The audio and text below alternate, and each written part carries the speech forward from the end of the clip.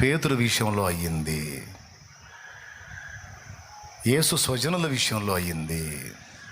కొంతమంది మీద చేతులుంచి వారిని స్వస్థపరచుట తప్ప మరి ఏ అద్భుతమును ఆయన అక్కడ చెయ్య జాలకపోయాను అని ఉంది.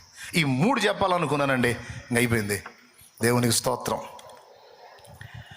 మొట్టమొదటిది, దేవుని వాగ్దానము నిరర్ధకమైద్దా మిఖాయలో? అయ్యిద్ది, ప్రార్థన చేయకపోతే. స్తోత్రం. అయ్యిద్ది, అనుమానం పెట్టుకుంటే అయ్యిద్ది, తిరుగుబాటు చేస్తే. దేవుడు ఒకటి చెబుతుంటే మనం ఒకటి చేస్తే ఖచ్చితంగా అయ్యిద్ది. వాగ్దానం నిరర్ధకం అయ్యిద్ది. వాగ్దానం నెరవేరాలంటే తిరుగుబాటు చేయకూడదు, అవిశ్వాసం చూపకూడదు అండ్ నిర్లక్ష్యంగా ఉండకూడదు. ఓకే. రెండవది, వాక్యము నిరర్ధకం కాకూడదంటే మంచి నేల వలె వాక్యాన్ని హృదయంలోకి తీసుకోవాలి. యేసయ్య వాక్యం, యేసయ్య బోధ ఎంత శక్తివంతమైంది అయినా సరే ఆ బోధలో 11 మంది భక్తులు తేలితే ఒక దొంగోడు లేచాడు.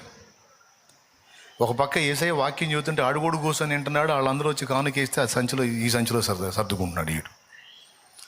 ఎందుకు వాళ్ళు అట్లా ఎందుకు భక్తులయ్యారు? మనుషులు ప్రపంచాన్ని ఉజ్జీవింపజేశారు. ఈడెందుకు ఇట్లా తయారాడంటే హృదయం. అది వాక్య లోపం కాదు, హృదయ లోపం. ఏం లోపం? హృదయం. హృదయం సరి చూసుకుంటే వాక్యం నీ లోనికి వెళుతుంది.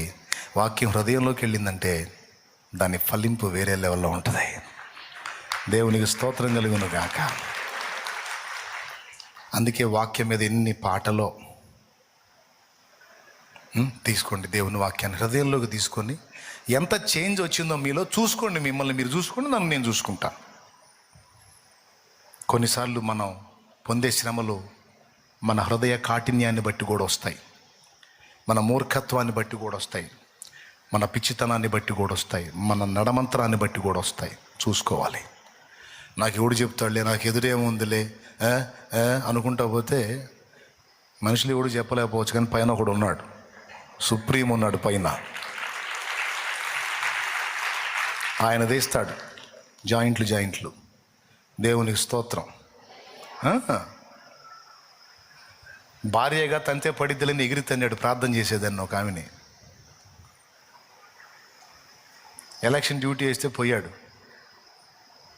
వాళ్ళు పోలీసు వాళ్ళు ఎమ్మడి పడ్డారు. సరిగ్గా చూసి కొట్టాడు. పట్టుడు కర్రతో ఎవడు కొట్టాడు మరి ఆయన కాలు మీద.